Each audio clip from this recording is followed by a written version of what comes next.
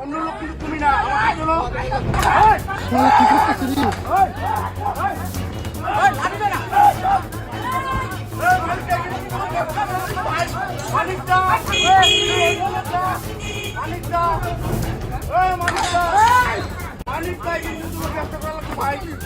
কিন্তু তুমি না আমাকে কেন এখানে কিন্তু তুমি ব্যবসা করবা। কোচবিহার জেলার তুফানগঞ্জ বিধানসভার নাক্কাটিগাছ গ্রাম পঞ্চায়েতের কার্জিপাড়া এলাকায় জমি সংক্রান্ত টাকা পয়সা লেনদেন বিষয়ে এক ব্যবসায়ী ও তার ম্যানেজারকে বেধড়ক মারধরের অভিযোগ। ঘটনাটি শুক্রবার বিকেলে। ঘটনায় গুরুতর আহত হন বক্সিরহাটের বাসিন্দা তথা ব্যবসায়ী প্রকাশ দাস ও তার ম্যানেজার শুভজিৎ দে। বর্তমানে শুভজিৎ দে কোচবিহারের একটি বেসরকারি হাসপাতালে চিকিৎসাধীন অবস্থায় রয়েছেন। অভিযোগের তীর নাক্কাটিগাছ গ্রাম পঞ্চায়েতের বিজেপির প্রাক্তন অঞ্চল প্রমুখের বিরুদ্ধে। মারধরের ভিডিও সোশ্যাল মিডিয়ায় ভাইরাল হতেই গা ঢাকা দেয় অভিযুক্ত, যদিও ভিডিওর সত্যতা যাচাই করেনি ডিজিটাল বাংলা। বিজেপির জেলা সহ সভাপতি উজ্জ্বল কান্তি বসাক পরিষ্কার জানিয়ে দিয়েছেন, জমি সংক্রান্ত টাকা পয়সা লেনদেনের বিষয় এর সাথে দল কোনোভাবেই জড়িত নয়। জানা যায়, প্রায় 2 বছর আগে বক্সিরহাটের ব্যবসায়ী প্রকাশ দাস কার্জিপাড়া এলাকায় জমি ক্রয় সংক্রান্ত বিষয়ে বিজেপির প্রাক্তন অঞ্চল প্রমুখের কাছ থেকে প্রায় 55 লক্ষ বকেয়া টাকা পায় বলে দাবি। অভিযোগ, এই টাকার বিষয়ে শুক্রবার বিজেপির অঞ্চল প্রমুখের কাছে আসলে তাকে অকথ্য ভাষায় গালিগালাজ করা হয়। প্রকাশবাবুর ম্যানেজার শুভজিৎ দে প্রতিবাদ করতেই তার উপর পূর্ব পরিকল্পিতভাবেই লাঠিসোঁটা নিয়ে আক্রমণ করে, এমনকি প্রকাশবাবুকেও মারধর করা হয়। প্রকাশবাবুর গোডাউনে হামলা করা হয় বলে অভিযোগ। ঘটনার পর স্থানীয়রা দুজনকে উদ্ধার করে প্রথমে তুফানগঞ্জ হাসপাতাল, সেখান থেকে শুভজিৎ থেকে কোচবিহার জেলা হাসপাতালে স্থানান্তর করে কর্তব্যরত চিকিৎসকেরা। এদিকে হামলার জেরে শ্রমিকদের কাজের পরিবেশ নষ্ট করা হচ্ছে অভিযোগ তুলে নাক্কাটিগাছ গ্রাম পঞ্চায়েতে আইএনটিটিউসির তরফে অভিযুক্তের কঠোর শাস্তির দাবিতে প্রতিবাদ মিছিল করা হয়। গোটা ঘটনায় বিস্তারিত যে বিবরণ জানিয়ে তুফানগঞ্জ থানায় শুক্রবার রাতেই লিখিত অভিযোগ দায়ের করেন এই ব্যবসায়ী। ঘটনার তদন্ত শুরু করেছে পুলিশ। আর এই ঘটনাকে ঘিরে রাজনৈতিক চাপানুতোর গোটা তুফানগঞ্জ জুড়ে।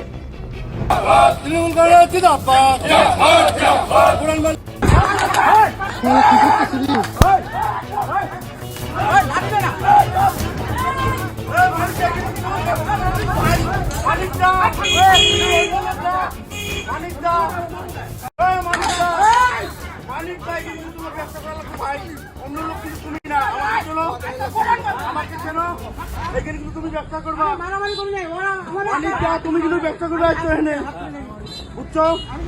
তুমি কিন্তু এখানে ব্যবসা করবে আসছো, ব্যবসায়ী লোক কিন্তু তুমি কিন্তু এখানে মাস্তানি করবে এখন। ব্যবসায়ী লোক কিন্তু তোমার কিন্তু এখানে ব্যবসা আছে, তোমার কিন্তু ব্যবসা আছে এখানে।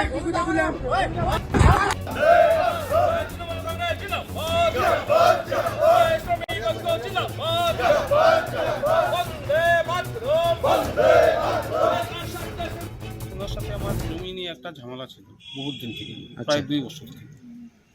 তো আমাকে একটা জমি দেখিয়েছে আর একটা রেজিস্ট্রি দিয়েছে। আচ্ছা, মুহুরির সাথে ফ্যাক্টরি। আমি জানতাম না, আমি সাদা মনে আমি তো ওনার কাছে নিয়ে নিয়েছি। যখন আমি জমি দখল নিতে যাই, সামনের যে জমি ছিল যার আছে বলে কি আমি তো জমি বিক্রি করিনি।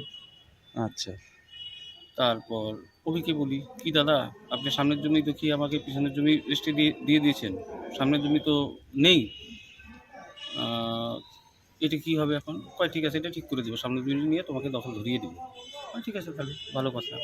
এরকম করতে করতে গত 2 বছর হয়ে যায়, কিচ্ছু হয় না, কোনো সুরা পাচ্ছি না। উনি লাস্ট ডেট দিয়েছিল গত 11 তারিখ। 11 তারিখ কমপ্লিট করবে। 11ই জানুয়ারি? না না, এই তো রানিং আজ গেলে ফেব্রুয়ারিতে। হ্যাঁ, তো 11 তারিখে ওনাকে ফোন করি, উনি আমার ফোন রিসিভ করে না। 12 তারিখে ফোন করি, রিসিভ করে না। 13 তারিখে আজকে সকালবেলা যখন ফোন করি, আমি তখন ওনাকে একটা কথাই বলেছি, দাদা মানুষ কত আর ধৈর্য ধরবে, ধরতে ধরতে ধৈর্যের সীমা আমি হারিয়ে ফেলেছি, কী হবে? তখন আমাকে বলে, ঠিক আছে তুমি আসো, তুমি কি ধৈর্যের সীমা হারিয়ে ফেলেছো, তুমি আমার সামনে আসো। ঠিক আছে, ভালো কথা, ঠিক আছে দাদা আসতেছি। তাই আমি হয়তো ভেবেছি যে কোনো সুরা হবে, ডেকেছি যেহেতু।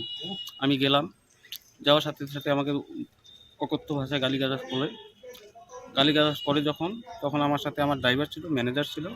ওরা বলে কিছু জমি ব্যাপারে কী করছো তোমরা, গালিগালাজ করো।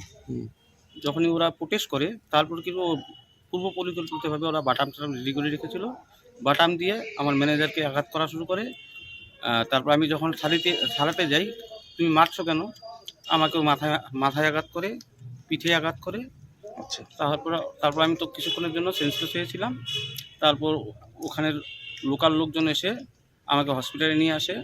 হসপিটালে নিয়ে আসার পর তারপর তুফানগঞ্জ হসপিটাল থেকে কুচবিহারে রেফার করে দেয়। কুচবিহার কাকে রেফার করি?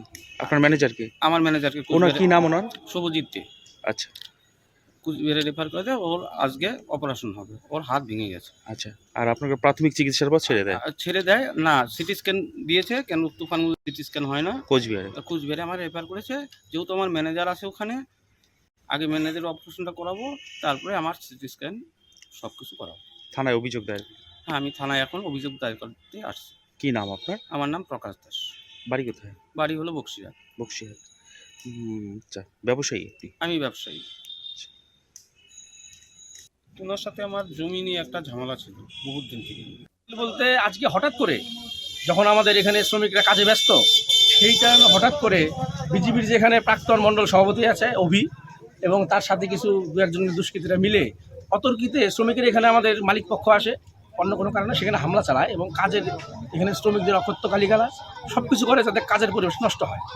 এই পরিপ্রেক্ষিতে যে আমাদের সুন্দর এখানে শিল্প রয়েছে না, যেখানে 228 শ্রমিক সুন্দরভাবে কাজ করছে, তাদের এখানে এসে এই দুষ্কৃত কাজ করার জন্য আমরা ধিক্কার মিছিল করলাম।